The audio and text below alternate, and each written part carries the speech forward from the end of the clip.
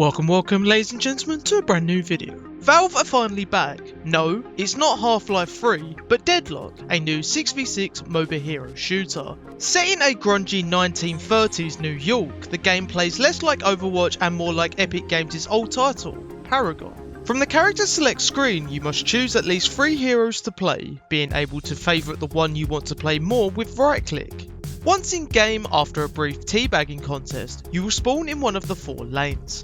The map is symmetrical and consists of 4 lanes: yellow, orange, blue and purple. Each lane has the following: a guardian, then a walker, then 2 elder guardians. Once you reach the base, both shrines must be destroyed, then the Patreon, which has 2 stages, normal and weakened. Once it reaches this weakened state, killing it will win you the game. Think of it as effectively the Nexus. Now, continuing with the start of the game. It usually spawns the 6 players in game in 2 groups of 2 and 2 solo players in lanes, usually as a duo with a friend if they are in your party. At the end of the zipline, you will now be in the laning stage of the game, with your opponent on the opposing side and minions that will crash into each other. Your goal is to outperform your opponent in terms of the number of souls you collect, and this is how you are going to do it. When you land the final hit on a minion, they will die and a ball of souls will appear. By shooting this ball of souls, as you can see here, you will claim the souls and the game's currency used to buy items. Whilst these floating balls do claim themselves upon reaching a certain height, they are also shootable by your enemy. By shooting the enemy's orange souls, you can steal their souls for yourself, and thus it becomes a tug of war between confirming your own souls and stealing the opponent's. Managing your bullets in the clip becomes key for this, as you do not want to be caught on the reload when you need them the most, especially because whilst you are trying to achieve this, you are in a constant back and forth contest to poke your enemy in an attempt to kill them. Now, at the early levels of the game, minions will do a lot of damage to you if you gain their aggro by playing too aggressive, and that is exactly what my opponent does in this game. Whilst I am doing damage to him, he is also taking damage from the minions below, meaning he dies without me even having to finish him off. With the enemy dead, now is your time to push out the lane minions as quick as possible to the game's towers, called guardians or walkers, and deny them more souls. Now, if we pause it here to review, we can see the lead we have gained. 1.1k souls compared to 340 souls means I have a pretty convincing lead. Your next step is to buy to capitalise on that lead, and rather than going back to base, every lane has a shop beside the tower to access, which you can also see on the map. The items provide you with the majority of the boost to your damage, so make sure to spend your souls regularly to stay ahead. And quick side note, use the browse button in the top right hand corner to access builds which are tons better than the recommended. Returning to lane, my HP is still in a bad shape, but you can regain health back partially via the big minions holding a flag. With this in mind, despite being ahead, I need to remain careful now with the difference in HP once my opponent arrives back into lane. Now, remember when I said about respecting the minions? Well, maybe as a result of my HP being lower, my opponent decides to try and finish me off. However, once again, he takes minion aggro, and the result is another lost fight where I don't have to dirty my hands with finishing him off myself. And like before, I push the lane and go back to buy, electing to go back to base this time to recover my health fully. The game has no recall and requires you to always take the zipline back to base by holding spacebar. With a large cooldown when used, you will also have the ability to zipline speed boost with F, which in this case I will use to get back to lane quicker after buying. Super important to avoid the wave dying to the Guardian and losing the souls that die with them. Now, after returning to lane and killing my enemy again, I want to show you a misplay I did regarding the game's towers. I see an opportunity to combo my abilities on my opponent, having my ultimate up and being ahead, but being too close in range of the Guardian means it begins to target me instead of the minions, and a combination of the Guardian's damage and Grey Talon's damage means I lose the fight. Long story short, respect the Guardians in the early stages, they will kill you.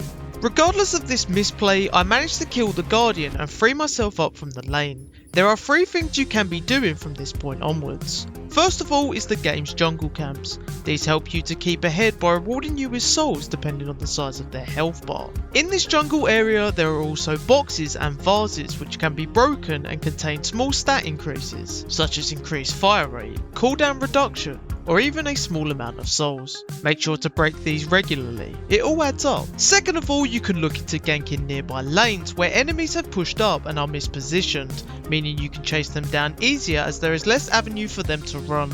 Like this clip for instance.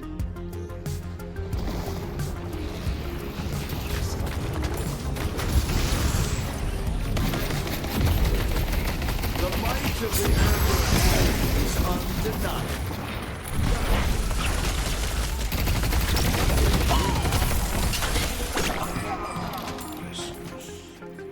Just be careful and make sure your teammates are on the same wavelength as you and you aren't going in and receiving no help. Lastly, there is the urn, which spawns at the 10-minute mark. This urn spawns on either side of the map and must be carried to the opposing side whilst being unable to use your gun or abilities. Upon dropping off this urn, you will be rewarded with a 25% soul increase and 1 ability point, so it is very useful.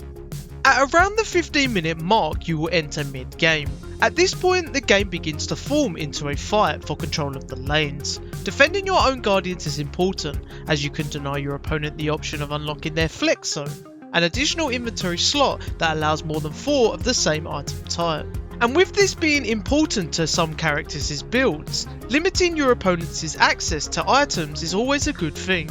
Mid-game also becomes the point where you should begin to group with your teammates. As a collective, you are stronger, and your opponents can die in seconds if they are the focus of multiple players' fire, as well as heroes such as Beat Bob or Paradox being able to misposition enemies and help secure easy kills. Last of all, we have the mid-boss, in the mid-game, in the mid of the map. This yellow star signifies its spawn, and upon killing the mid-boss, a crystal called the Rejuvenator will fly down from the heavens.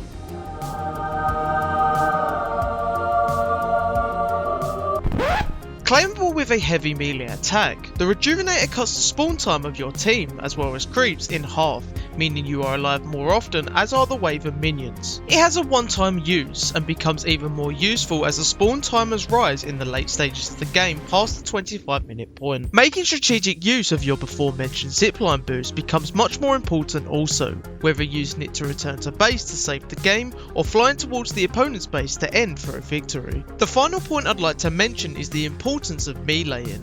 Whilst the game primarily will require just your gun, there are certain occasions where meleeing is better.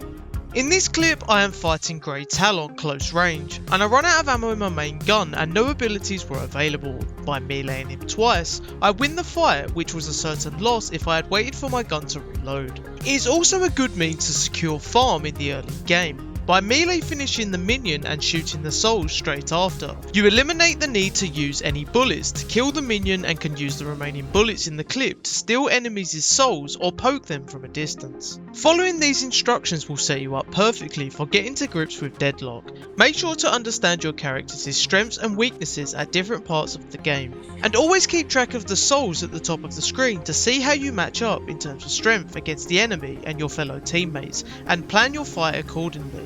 If there's anything you still don't understand, leave me a comment and I'll get back to you and try to help.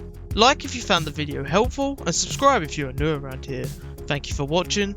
As always, I'm Enkindle, and I'm out.